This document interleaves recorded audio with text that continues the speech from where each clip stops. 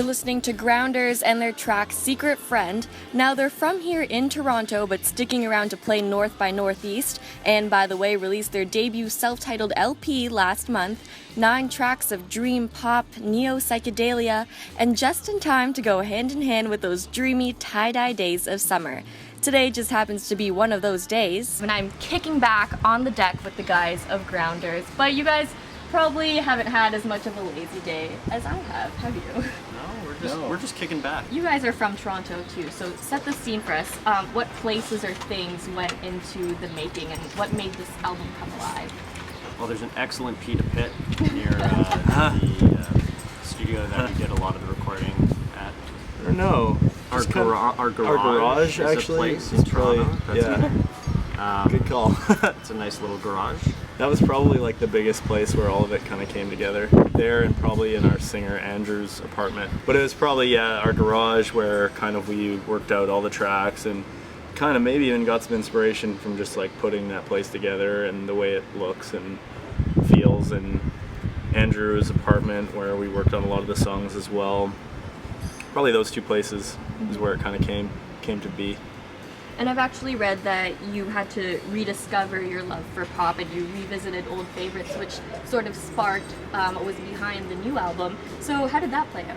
With the EP and up until the EP, we were really like inspired by a lot of music that tried to break a lot of the expectations and challenge a lot of the expectations of pop. And we were really interested in trying to make like art pop, like something that was kind of catchy in the background, but was also really weird. And then we got to this stage where we kind of, in a way, we kind of reversed because we started thinking about music that, we started to think about what makes music great and what makes music something that people can connect to.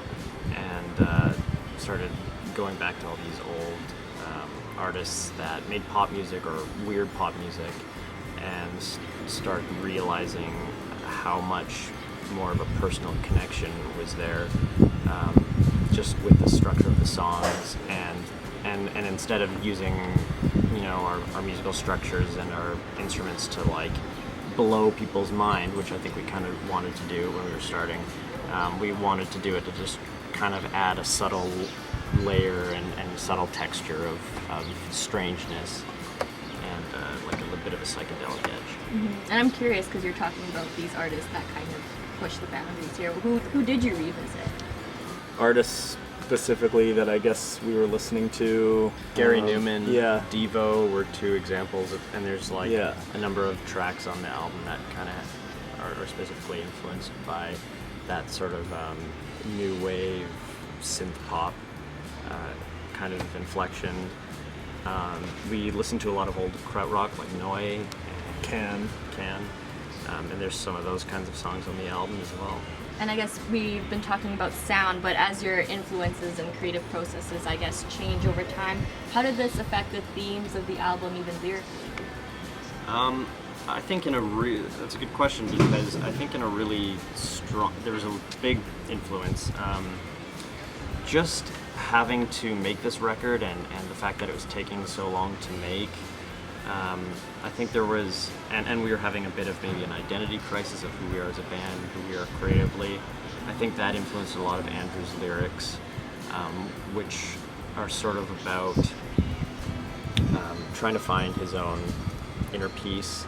And I think, I'm putting words in his mouth, but I think there's a lot of sort of like wrestling with his own anxiety and maybe a bit of like growing up and feeling like there's just something missing and trying to put yourself at ease with that.